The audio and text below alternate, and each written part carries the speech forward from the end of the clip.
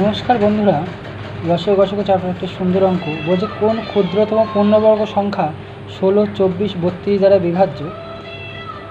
তাহলে সেই ক্ষুদ্রতম পূর্ণবর্গ এবং এই অঙ্কটি এসেছিল পিএসসি মেনের 2003 সালে। অঙ্কটি খুব সহজ এবং কীভাবে করবে, কী করতে হবে, আগে 16, 24 ও 32-এর তোমরা লসাগু করো। 16, 24 এবং 32-এর লসাগু করো। তাহলে 2 দিয়ে করছে কত, 8, 12, 16, 2 দিয়ে করলে 4, 6। এখানে সব থেকে ছোটো ডিজিটগুলো দিয়ে করলেই সব থেকে ভালো হয়, তাহলে তোমাদের অঙ্কটা করতে বা বুঝতে তাড়াতাড়ি সুবিধা হবে। তাহলে এটাগুলো দেখো, এখানে আমরা বর্গ বলেছি, যেহেতু বর্গ মানে আমরা জানি দুটোর জন্য একটা করে আনতে হয়।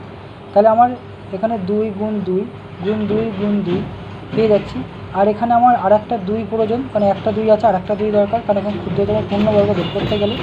এবং একটা 3 আছে, আর একটা 3 প্রয়োজন। তাহলে এটা গুণ করে 2 দুগুণে 4, 4 দুগুণে 8, দুগুণে 16, 16 দুগুণে 32, 32 দুগুণে 64, 64 গুণ 9, 64 গুণ 9, 64, 6, 9, তাহলে 5, 7, 6। তাহলে কোন ক্ষুদ্র পূর্ণবর্গ সংখ্যা, যেগুলো 16, 24 এবং 32, একমাত্র ক্ষুদ্র পূর্ণবর্গ সংখ্যা 576, যেগুলোকে 16, 24 ও 32 দ্বারা বিভাজ্য হবে। তাহলে অ্যান্সার ডি।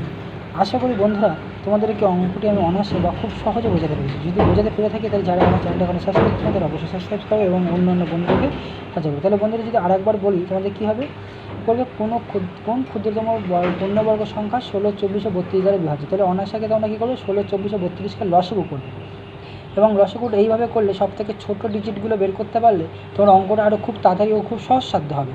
তাহলে কত হচ্ছে, 576। এই 576 এমন একটি সংখ্যা যেগুলো 16, 24 ও 32 দ্বারা বিভাজ্য। যেমন সংখ্যা বলতে কোন সংখ্যা, যেগুলো পূর্ণবর্গ সংখ্যা। আবার এই পূর্ণবর্গ সংখ্যা কী করে বের করলে, এইগুলো আগে পেতে নিবে, নেওয়ার পরে দেখলে দুটো দুটো করে নিলে বর্গ সংখ্যা হয়। তাহলে আমার এখানে 1, 2, 3, 4, 5টা আছে, তাহলে আর একটা দরকার 2, আর এখানে 3 একটা আছে, অর্থাৎ আর একটা 3 দরকার। তাহলে এবার এইগুলো গুণ করলে 576 একটা পূর্ণবর্গ সংখ্যা, যেটা স্কয়ার রুট করা যায় আর কি। পূর্ণবর্গ মানে স্কয়ার রুট করা যায়। ক্লিয়ার? আশা করি বন্ধুরা তোমাদেরকে বোঝাতে পেরেছি।